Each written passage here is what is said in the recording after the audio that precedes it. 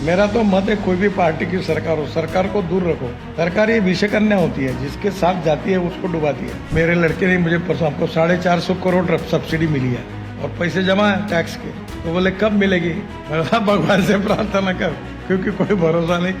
अपने बेबाक बयानों के लिए मशहूर नितिन गडकरी ने एक बार फिर से ऐसा बयान दिया है जिससे महाराष्ट्र की सरकार न सिर्फ घिर गई है बल्कि महत्वाकांक्षी योजना पर सवाल उठाए जाने के बाद महाराष्ट्र सरकार चुप हो गई है। दरअसल इस बार नितिन गडकरी ने लाड़की बहना योजना वाले मामले में सवाल खड़े किए हैं। दरअसल नितिन गडकरी उद्यमियों के बीच में एक भाषण दे रहे थे, तभी कल्याणकारी लाड़की बहना योजना जैसी तमाम योजनाएं शुरू की हैं, जिसके चलते सब्सिडी फिलहाल बंद पड़ी हुई है। दरअसल नितिन गडकरी नागपुर के विदर्भ आर्थिक विकास परिषद की बैठक को संबोधित कर रहे थे।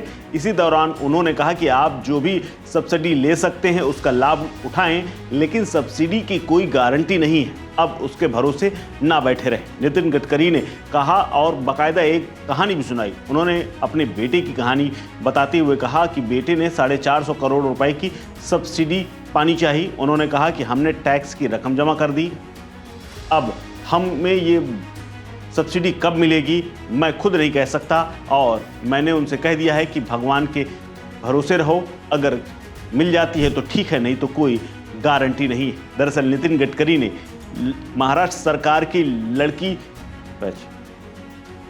दरअसल केंद्रीय मंत्री ने लड़की बहन योजना दरअसल केंद्रीय मंत्री नितिन गडकरी ने लाड़की बहना योजना की शुरुआत के साथ ही इस योजना के बाद मिलने वाली सब्सिडी की जो राशि थी उसकी आवंटन नहीं हो पा रहा, इसीलिए तमाम चीजें अटकी हुई।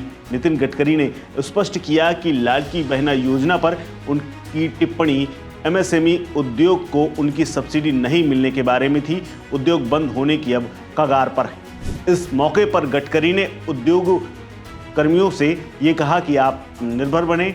उन्होंने कहा कि सरकार पर निर्भर मत रहिए, सत्ता में चाहे कोई भी पार्टी हो, सरकार विषकन्या के समान होती है। अगर आप सरकार पर बहुत अधिक निर्भर रहेंगे तो आप बर्बाद हो जाएंगे। क्या कुछ कहा नितिन गडकरी ने, सुनिए। मेरा तो मत है कोई भी पार्टी की सरकार हो, सरकार को दूर रखो। सरकार ये विषय कन्या होती है, जिसके साथ जाती है उसको डुबाती है। ये आप इनके लफड़े में पड़ो मत, जो सब्सिडी लेना है ले लो, पर ये कोई कब मिलेगी कुछ मिलेगी कोई भरोसा नहीं होता। अभी मेरे लड़के ने मुझे परसों हमको 450 करोड़ सब्सिडी मिली है और पैसे जमा है टैक्स के। तो बोले कब मिलेगी? मैं भगवान से प्रार्थना कर, क्योंकि कोई भरोसा नहीं। मिलेगी क्या? मिल सकती है। अब वो जब आएगी, अभी लाडली बहन योजना शुरू होगी तो सब्सिडी का पैसा उनको भी उस काम के लिए देना पड़ा, तो नेचुरल अटक गई। अभी बीच में टेक्सटाइल वालों की इंडस्ट्री बंद पड़ी, उनकी पावर की सब्सिडी नहीं मिली, फिर टेक्सटाइल वाले बंद होने के कगार पर थे। रोज मुझे लोग मिलते हैं कि मैं ऐसी हालत में हूँ, कोई एनसीएलटी में जाना है, सब्सिडी नहीं मिली। तो प्रॉब्लम यही है कि हम हमारे भरोसे प्लान करें। आपको बता दें गडकरी ने इस दौरान कपड़ा उद्योग के हितधारकों से भी कहा। उन्होंने ये बताया कि उन्होंने भी संपर्क किया था, क्योंकि बिजली सब्सिडी के अभाव में उनकी कई इकाइयां और कंपनियां बंद हो गई थी। रोजाना लोग मुझसे मिलते हैं और सब्सिडी न मिलने का रोना रोते रहते हैं।